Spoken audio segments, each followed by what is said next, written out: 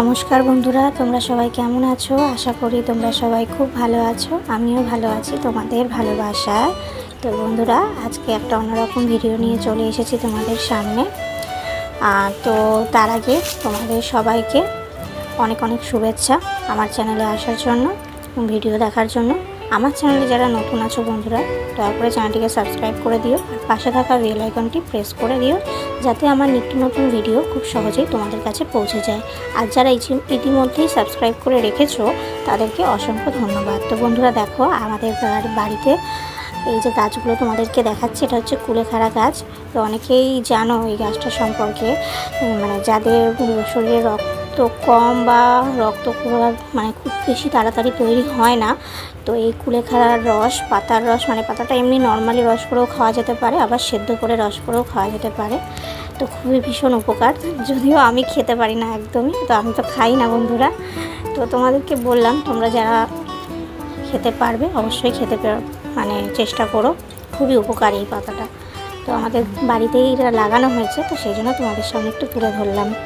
তো এবার চলে আসলাম, দেখো বন্ধুরা, বাড়িতে মানে বাজার থেকে নিয়ে আসা হয়েছে কচুর শাক। তো এইগুলো এবার ভালো করে ছুলে নিতে হবে। তো কীভাবে এটাকে ছুলতে হবে দেখো, এই ওপরে মানে একটা পাতলা আঁশ মতো থাকে সবুজ সবুজ, তো সেইগুলোকে ভালো করে এরকম কেটে কেটে ছুলে নিতে হবে। তারপর ভেতরের অংশটা কেটে নিতে হবে পিস পিস করে।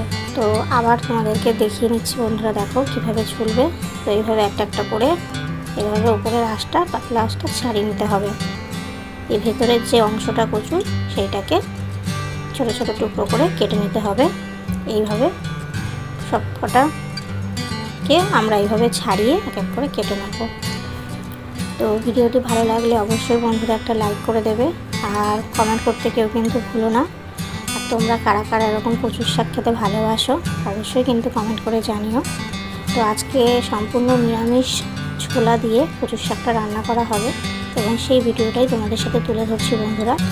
তো দেখো, এরকম একটা করে আঁশ এভাবে ছাড়িয়ে নিতে হবে। যদিও খুবই অনেকটাই সময় লাগে, কারণ খেতে যেরকম জিনিস ভালো লাগে, তেমনি একটা জিনিস তৈরি করতে গেলে তো খুব সময় লাগে, তাই না বন্ধুরা? আর এই কচুর শাক যেহেতু একটা একটা ডাঁটি ধরে ধরে এরকম ছাড়ানো, সময় তো লাগবেই। তো এইভাবে সব কটাকে এক এক করে ভালো করে ছাড়িয়ে নিতে হবে। তো বন্ধুরা, দয়া করে কেউ ভিডিওটি স্কিপ করো না, সবাই ভিডিওটি পুরো দেখো।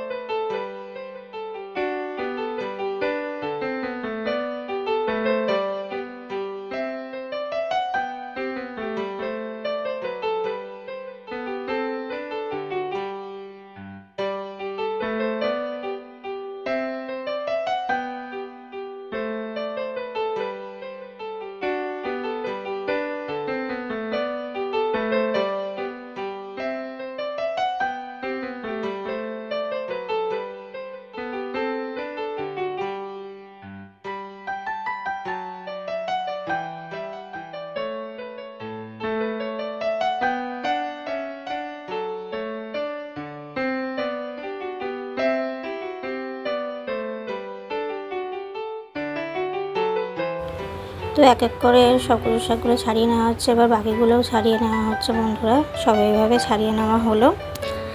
তো দেখো, সব কটা শাক এভাবে ছাড়িয়ে নেওয়া হয়েছে, এবং এবার এগুলোকে সব পিস পিস করে কেটেও নেওয়া হয়েছে। এবার এগুলোকে ভালো করে ধুয়ে নিতে হবে কষলিয়ে। তো এবার এদিকে গরম জল বসিয়ে দিলাম কড়াইয়ে, কারণ এটা তো সেদ্ধ করতে হবে। আর এদিকে ঝুড়ির মধ্যে শাকগুলোকে নিয়ে নিয়েছি, দিয়ে ভালো করে ধুয়ে নিচ্ছি, কারণ ঝুড়িতে ধুতে সুবিধা হবে, সেই জন্য ঝুড়িটা ব্যবহার করেছি বন্ধুরা। তোমরাও ঝুড়ি ব্যবহার করতে পারো। এভাবে ঝাঁকিয়ে ঝুড়িতে একটু ভালো করে ধুয়ে নিচ্ছি কষলিয়ে। তো এভাবে ভালো করে ধুয়ে নেওয়ার পর এগুলো সব সেদ্ধ করতে দিয়ে দিচ্ছি বন্ধুরা। দেখো, অনেকটাই সেদ্ধ হয়ে গেছে বন্ধুরা। এবার একটা চেপে খুন্তি দিয়ে দিচ্ছি, যাতে উপর নিচ সবগুলোই ভালো করে সেদ্ধ হয়। তো এখন তো অনেকটাই ফুটতে শুরু করেছে, এবং বেশিরভাগটাই সেদ্ধ হয়ে গেছে, আর সামান্য কিছুক্ষণ হবে। তো দেখো বন্ধুরা, এইবার সেদ্ধটা পুরো হয়ে গেছে, এইবার চলে যাব বাকি প্রসেসে। তো এদিকে তেলের মধ্যে ছোটো ছোটো করে কেটে রাখা আলুগুলো ভেজে নিচ্ছি। আলুগুলো ভাজা হয়ে গেল লাল লাল করে। এদিকে নেওয়া হয়েছে 1 বাটি ছোলা, আগের দিন ভিজিয়ে রাখা হয়েছিল। আর নিয়েছি কিছু কেটে রাখা লঙ্কা আর টমেটো কুচি। তো এইবার তেলের মধ্যে দিয়ে দেবো একটা তেজপাতা, শুকনো লঙ্কা, আর দেবো সামান্য পরিমাণে কালো জিরে, রাঁধুনি আর একটু জিরে দিয়ে ফোড়নটা দিয়ে নিলাম। দিয়ে কাঁচা লঙ্কাগুলো এক এক করে দিয়ে দিলাম। দিয়ে টমেটো কুচিগুলোও দিয়ে নিলাম। এবার একটু নাড়াচাড়া করে নেবো। এবার দিয়ে দেবো ছোলাগুলো। এবার সমস্ত কিছু দিয়ে ভালো করে নেড়ে নেড়ে কিছুক্ষণ ভেজে নিতে হবে বন্ধুরা।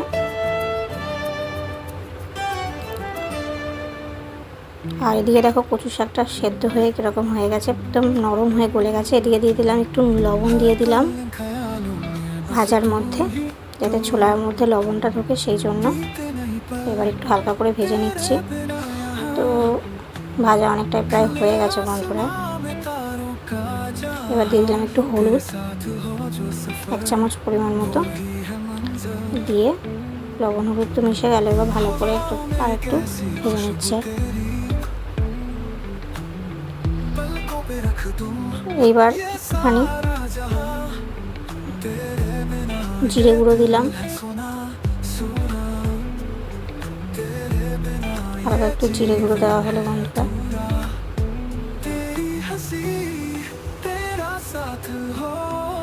আর এদিকে কচু শাকগুলো, সেদ্ধ করা কচু শাকগুলো এক এক করে সব দিয়ে দিচ্ছি বন্ধুরা।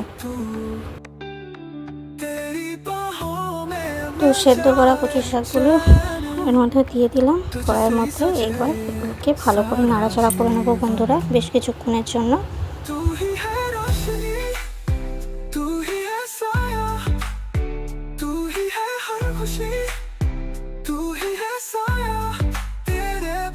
कुछ भी नहीं मेरा, हर पल ख्यालों में बस तू ही तू।